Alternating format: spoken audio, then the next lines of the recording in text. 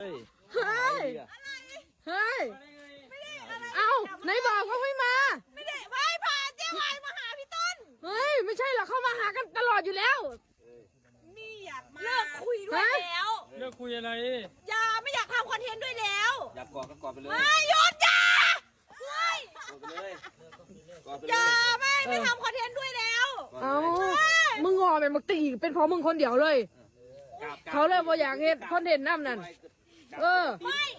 อยากทำคอนเทนต์ด้วยแล้ว เออ เป็นเพราะมึงเลย ตัวบ่อย เออ ไม่อยากทำด้วยแล้ว ใช่ เออ